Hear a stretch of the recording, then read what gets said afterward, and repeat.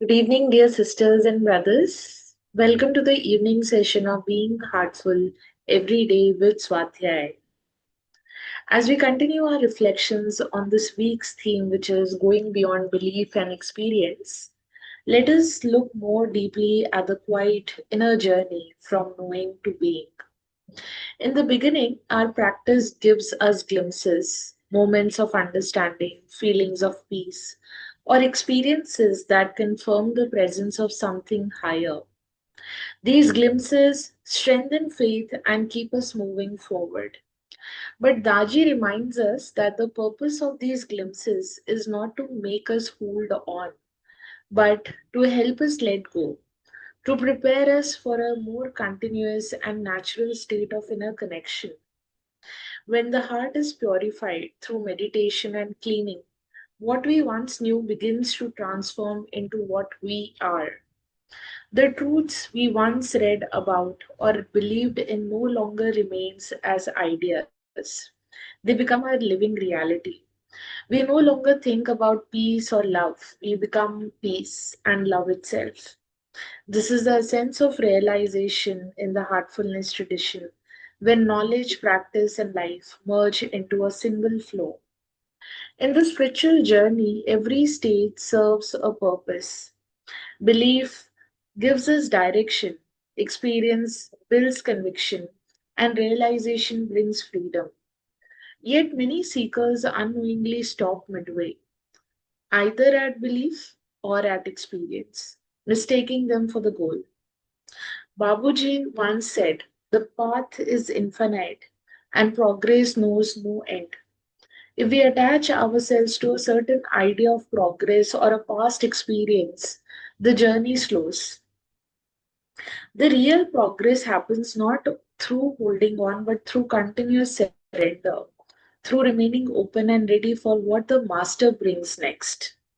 As abhyasis, we may not always understand what is happening inwardly, but our role is simple, to remain sincere to the practice and to the inner condition it cultivates. When we stop analyzing and start trusting, the inner work of transformation deepens. The path then becomes effortless, and grace begins to act in ways beyond our comprehension. Heartfulness Way reminds us that realization does not demand dramatic effort, it only asks for naturalness. When our inner and outer lives align, when simplicity and sincerity becomes our way of being, we begin to live in remembrance even without trying. Daji beautifully expresses that meditation is not meant to give us temporary experiences, but to create a permanent condition of the heart. And when we live from that condition, calm, pure, and open, every action, every thought, and every interaction becomes infused with remembrance. Then there is no division between practice and life. Everything becomes part of the same divine current. This natural way of living, where spirituality flows through daily activity, is the hallmark of a true heartfulness practitioner. It is the journey from seeking the divine to living in harmony with it, from effort to ease, from belief to being. Dear sisters and brothers, as we move ahead, let us continue to spread the fragrance of this practice by inviting others to experience heartfulness through master classes and the BHED sessions. Our inspirational reading this week continues from chapter 1 of Going Beyond Belief and Experience, which we'll start shortly.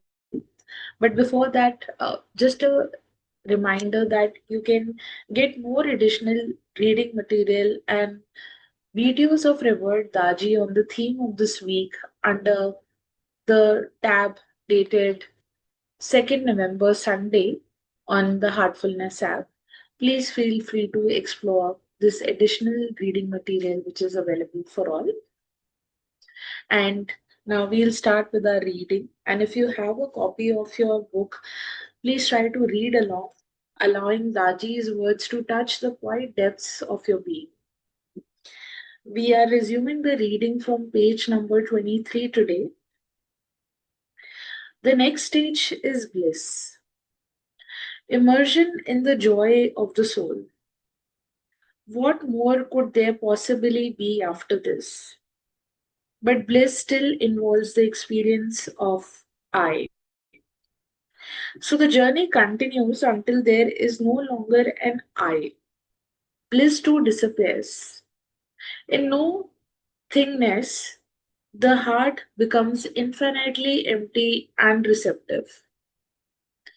This endpoint may seem like an anticlimax until you think about what infinitely empty means. It means infinite openness, infinite potential, infinite possibility, infinite flexibility, no bias, no prejudice. It is like the innocence of a newborn who sees the world for the first time with fresh eyes and wonder. That is what emptiness brings full potential. In the Zen Buddhism of Shunryu Suzuki, the empty mind is known as the beginner's mind. It is the most sought after state, unbiased and untethered. It is pure freedom.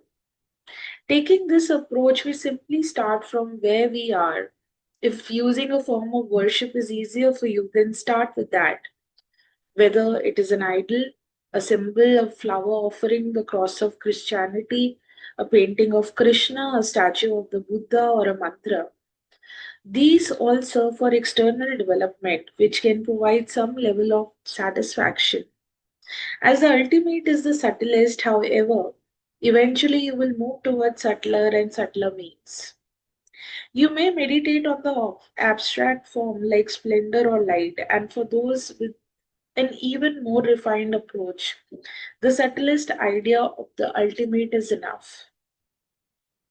All symbols are stepping stones, like stencils are stepping stones to teach the alphabet to small children, and training wheels are stepping stones to riding a bicycle. After a little practice, children ride without stencils and ride without training wheels.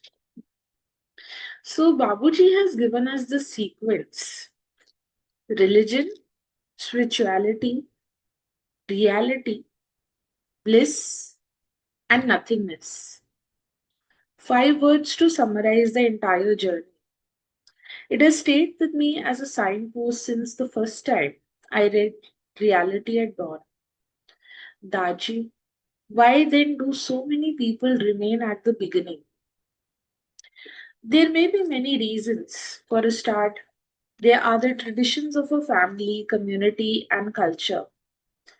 We are social creatures and we like to belong. Growing up in a church community, a temple community, or a mosque community is a part of our instinctual survival mechanism of belonging to our tribe. Also, we enjoy rituals and they give us a sense of fulfillment. Another more problematic reason, though, is the fear of hell and the temptation of heaven. Imagine a man who's running late in the morning, rushing to work. He forgets to offer prayers. Something goes wrong during the day, so he thinks, oh, I forgot to pray. I am being punished. Other people do noble things like feeding the poor and donating to worthy causes in order to reach heaven or to have a better life or to atone for their guilt. All these reasons are conditional, transactional. It is coming to the same old formula: seek pleasure, bracket heaven, and avoid pain, bracket hell. Likes and dislikes. We have framed God within that formula. Compare that with Swami Vivekananda's principle that true religion is love and charity for the whole human race. Dear sisters and brothers, we will take pause and let us prepare ourselves to offer the universal prayer together. All brothers and sisters are being filled with love and devotion, and real faith is growing stronger in them. सभी भाई बहन प्रेम और भक्ति से भर रहे हैं और उनमें सच्ची श्रद्धा, दृढ़ होती जा रही है।